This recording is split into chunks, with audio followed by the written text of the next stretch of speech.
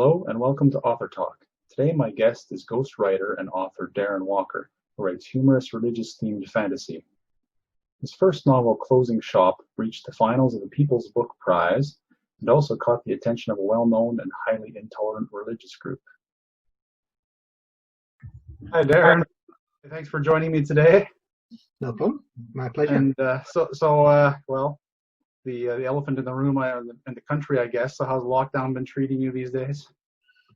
I've made the most of it. I've enjoyed the sunny weather. It seems to have changed over the last couple of days, but I've been going on nice long bike rides. So I've been pushing myself further and further and regretting it more and more when I get home and my muscles are punishing me for being so foolish. Well, that's good. Well, you're getting some good exercise then anyway. I go for my regular walks, but my knees don't allow too much more yet. I should get the bike out though. I used to go jogging, but my knees don't take it anymore. They don't like it. The joys of middle age.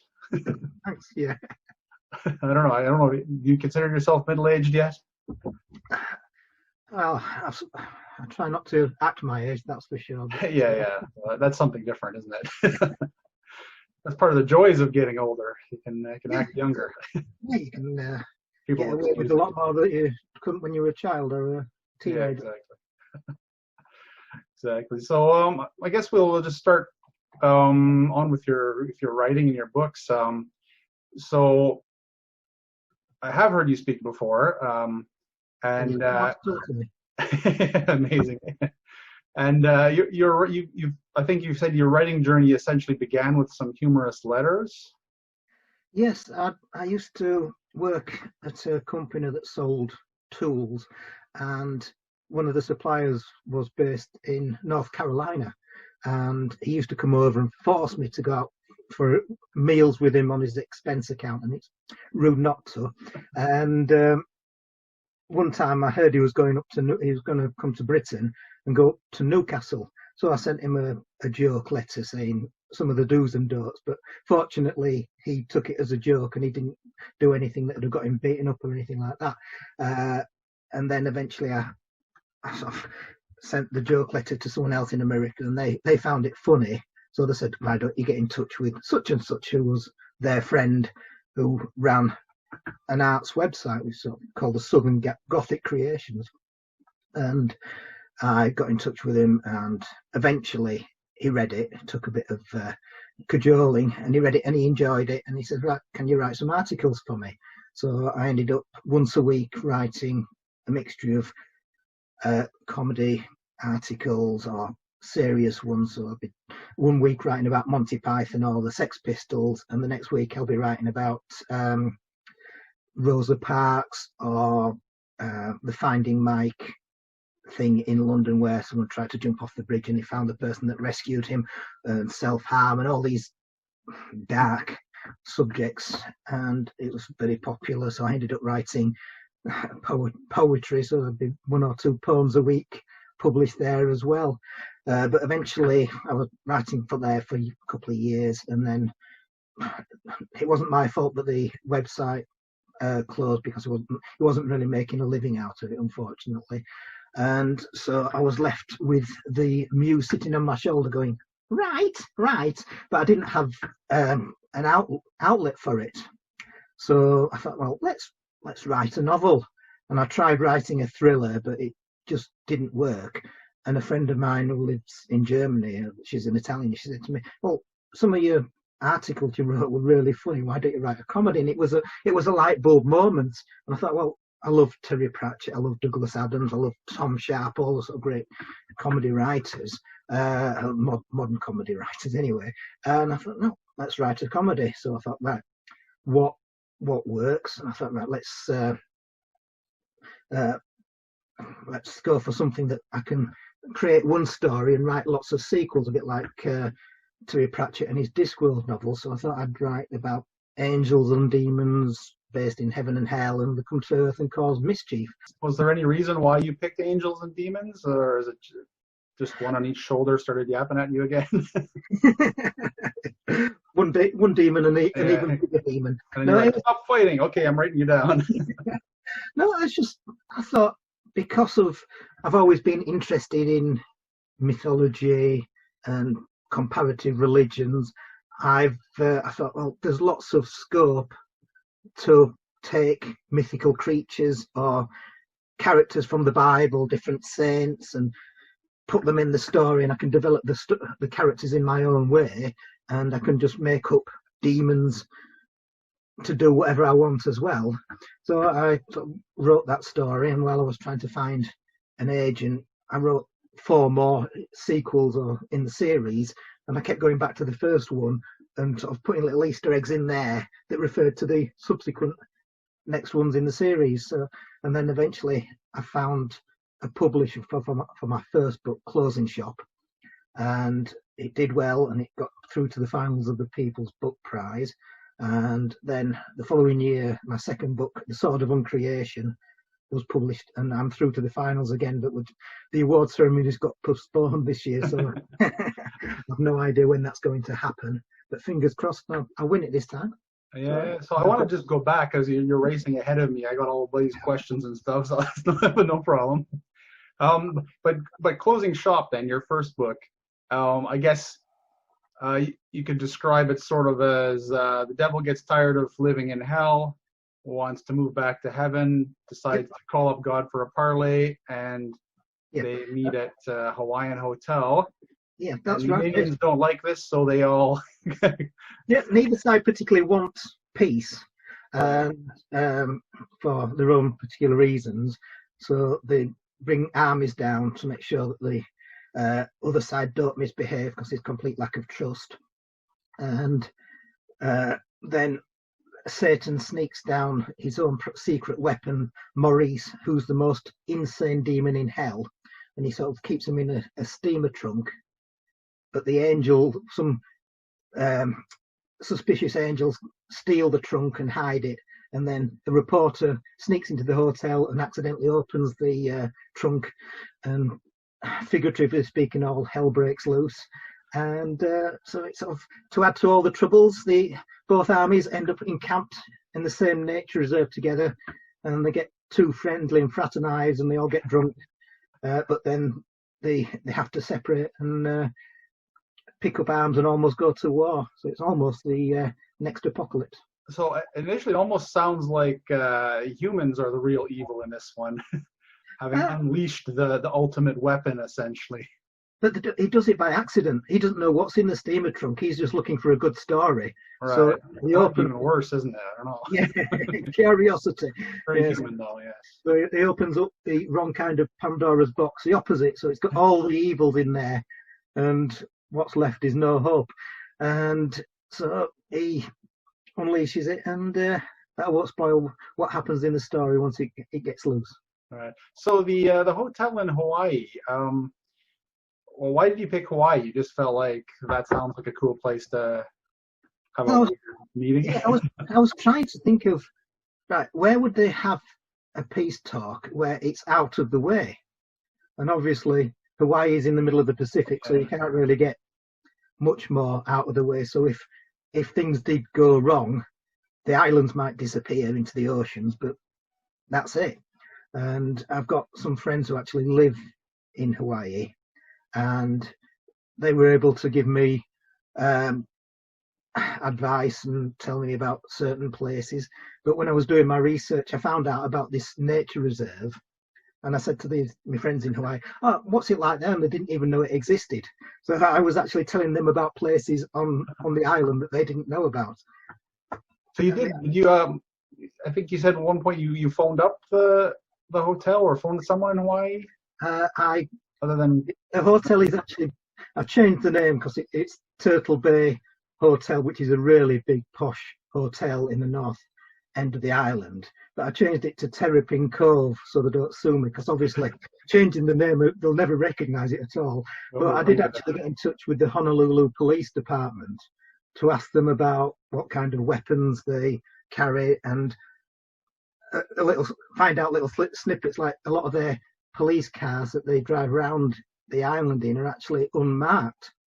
So even though they're in uniform, the actual police cars are just unrecognisable. So I go for little snippets of information that are actually factual, that people may not know, but I put it in there just to add a little bit of accuracy to the silliness. Yeah, you want to add some realism in your unrealistic story.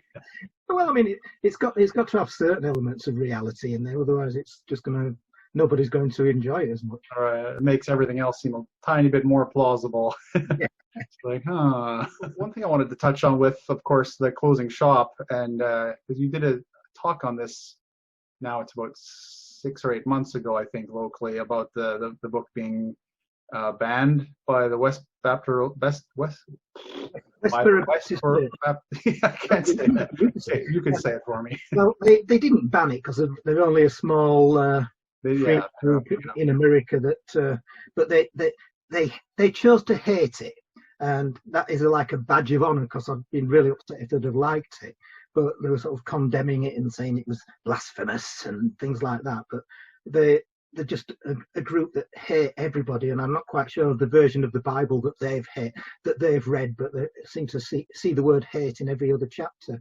So they will picket American servicemen's funerals and sports events, and the ones posted a long rant about how Billy Joel's music was Satan's music, and I wish I'd have saved it because it's not online anymore, but it was hilarious. I'm thinking, Uptown Girl, I'm thinking, I'm not quite sure how that's so evil, but they really hate Billy Joel. Yeah, that's interesting. I'm in there with good company. So it's quite amazing that you even got on the radar, isn't it?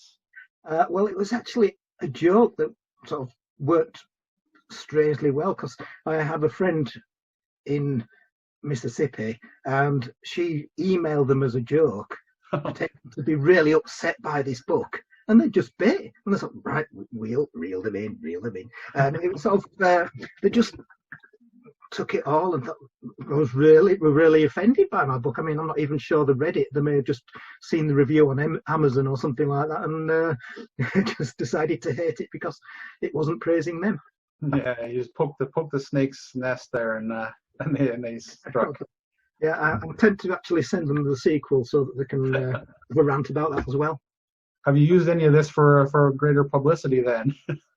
Well, I do mention it in the talk, and it's always good to drop in there that the Westboro Baptist Church don't like me, and yeah, exactly. I'm on their hate list. But it's one of those things, and I'm tempted to do one of the books in the series called God versus the Westboro Baptist Church.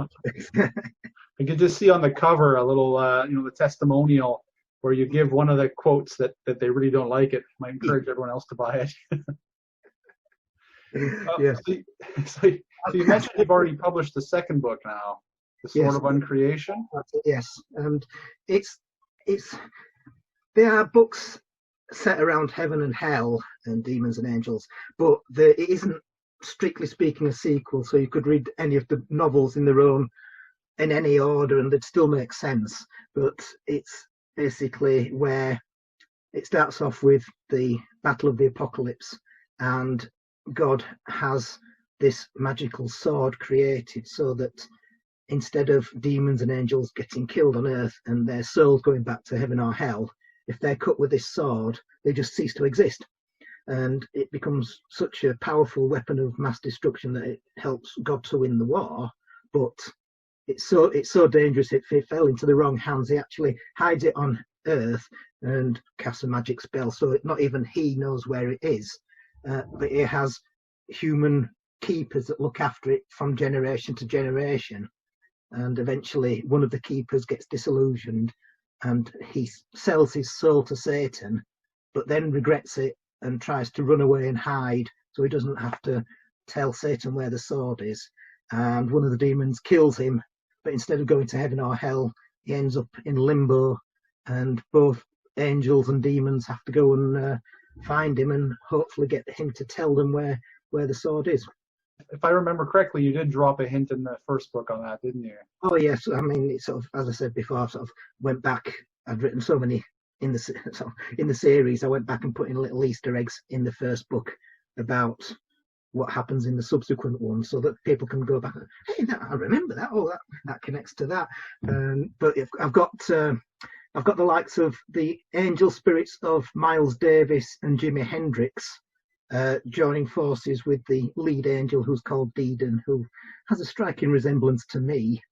And they have exploits in London, Florence, and then they end up going to Ilkley Moor. And part of the demon army is called the Demon Cows, which you could probably just see them over my shoulder. And they are quite possibly the most useless demons ever, because all they ever say is moo, but everybody seems to understand what they're saying, and their horns are not the greatest weapon for fighting. So do the most of the cast of the first book are back then in the second one? Some, well, Deedon is the main character, and he I've written him out of one of the later books, but he's a recurring character. And Roxy appears for a small bit in the first book, and she has a more developed character in the second. But some characters come in for one book, disappear, and they might reappear in another one later on. And some of the demons do the same as well. But I sort of try and mix up the characters so that they can appear and then disappear. But Roxy actually is a running character as well, so eventually she supersedes Deedon as God's top demon hunter. And so you mentioned you have up to 6. Are they're already written, all 6 of them? I've finished the 9th one now. I've finished the 9th one series. Yeah, so the last one I've just finished was partially based in the Philippines and China. So I try, and each book has sort of different places. So the next one in the series is called Dead Gods, and hopefully that'll be out later this year or early next. And that's set in Colombia, Bolivia, Egypt, so it's South Africa. It's all over the world. So it's and a lot of the characters are actually based on people that I know as well. But they all know they're in there, and they're actually flattered that they're. And a lot of them actually say, "Do you want to be an angel and a demon?" And a lot of them just say, "I want to be a demon. The more fun." So have you managed to travel to any of the places and maybe put it on your tax forms or something as business expenses? I wish. No, some of them. I mean, the reason I chose Florence in the second book was because I went there on holiday, and there was in the back streets, but you'd walk past it and you'd not take any notice of it because there were no big shops or no monuments or anything there. And there was a Piazza del Limbo, and I saw it and I thought, oh, I can make a story out of that. So I made it so that the gate into purgatory, into limbo, was via that square. And I've sort of took the exploits of my walking trips around Florence into the story. And in another book, it's partially set in Rome, so I love Rome, and Venice, I love Venice, but other places I've never been to. So when I wrote part of a story set in Tel Aviv, I spoke to a friend, and she described some of the hot spots and some of the key parts to visit. And when I was sort of set part of it in a restaurant in Egypt, I got in touch with them, asked their permission to use it, and they said, "Yeah, here's the pictures, and here's the design, the layout, and if you're ever in Egypt, you get a free meal." It's a method in my madness sometimes. And so so I do a lot of research if I haven't visited them. So I try and get, even if it's small details about, if you on this particular street there's a strange looking lamppost, or is a shop window and is looking in such and such a shop. I try and put in little snippets like that, so that if you're reading it and you've actually been there, you think, oh, I recognise that. And it's like when I was sort of writing about the university in Colorado, I was sort of doing lots of Google images so that people can say, "Oh yeah, right, okay, that's real." My wife will definitely love your interest in Italy for sure. She's Italian, so. Oh, right. Okay. It should be good. But yeah, so you did mention earlier the People's Book Prize. Yeah. Because it's not a really big award, is it? But I know you put quite a bit of time and effort into sort of being part of this prize. I enjoy it. I mean, plus there's a lot of kudos for any author to say, award-winning or prize-winning author, and it's not like the like the Man Booker Prize or something like that. It's small, but it was set up so that it encourages reading in young people. So it's actually got a good purpose, and also it's actually voted for by the people instead of some board of intellectuals who love arty-farty books that are full of themselves, that normal people sort of would rather keep it on the coffee table than read. So it's not like your book and my book, books where sort of people who can really get into it, enjoy it. It's the sort of stuff that you get a Keira Knightley into a film involving in it. But it's I'd much rather have a comedy novel with the people that have read it voting for it than some team of experts. Right. Has it got very widespread? Like, is it very well known at the moment, or is that is it still growing? Or well, I think it's in its 11th year now. But it's David Walliams has won it, and so it is sort of well known, and so it's one of those things where there's so many book awards out there that people may not know all of them, but it's fairly well known. Because the first time I basically discovered it was through you, essentially. It's not one of those things where self-published people can do it. Books have got to be submitted through recognised publishers, and it's got to be approved by their assessing panel. So it's just, to me, it's fantastic to win it.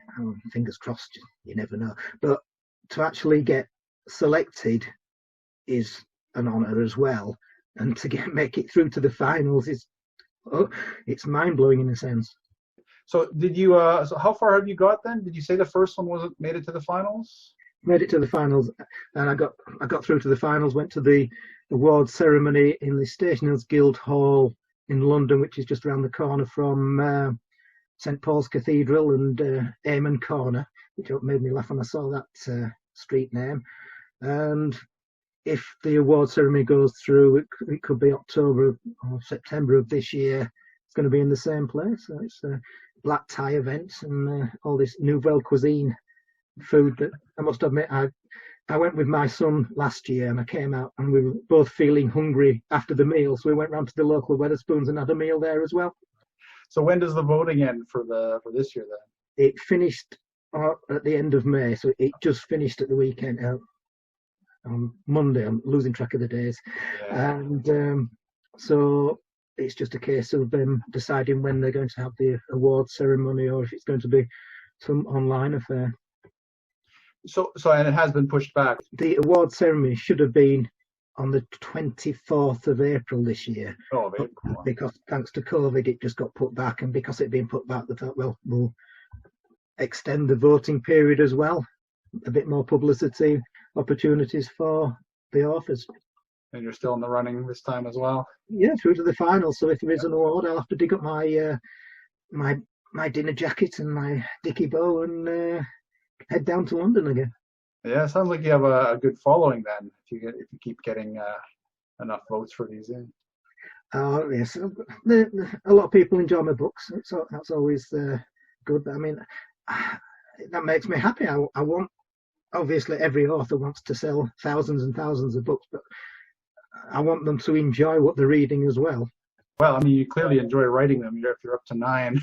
Well, I've written 9 in the series. I've also written a standalone comedy set in a fictional South American country, so it's a bit like an updated version of an Ealing comedy. And I've written a young adult novel set in the medieval times as well. So it's just a case of getting them all ready for publishing and getting them out there.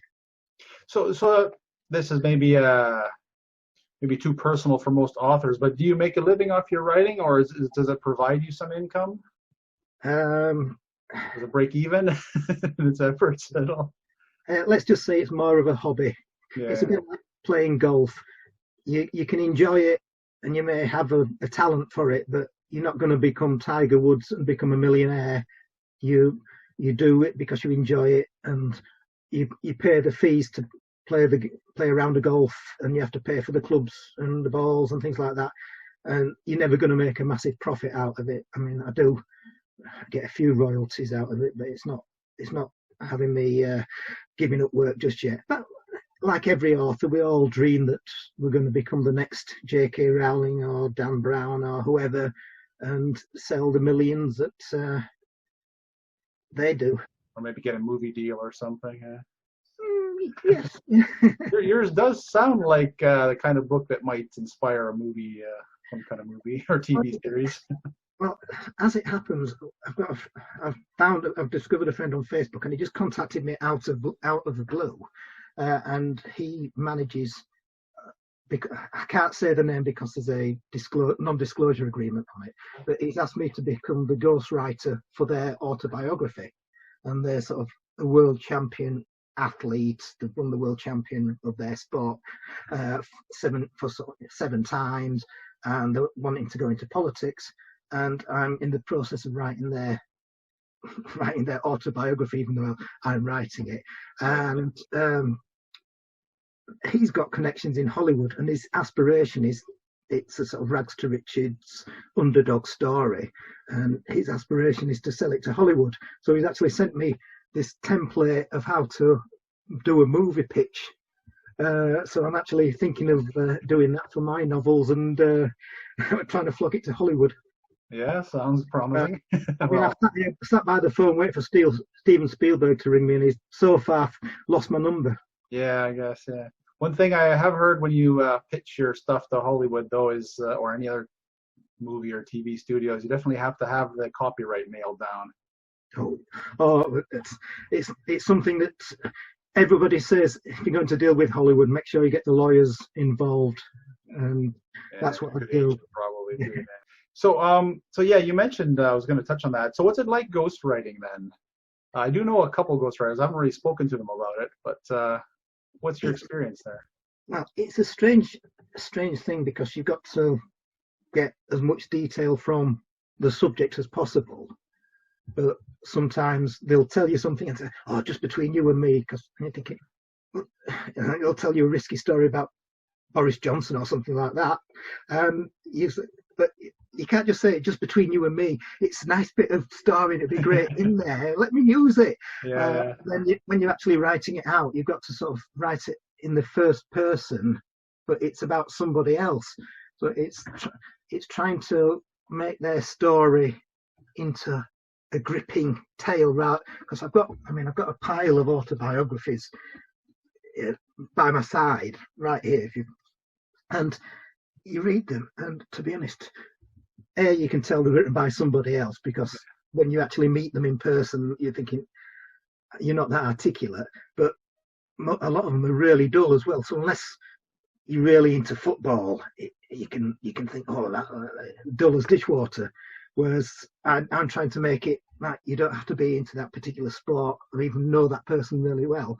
You can actually learn their life story, and to be honest, they've had an interesting story about their childhood being beaten up and racism and all kinds of things that have happened to them. So I think it would be a fantastic story once it's completed, and I'm sure people would enjoy reading it. So it's like teasing out the really interesting bits of the life and weaving them into a narrative, basically.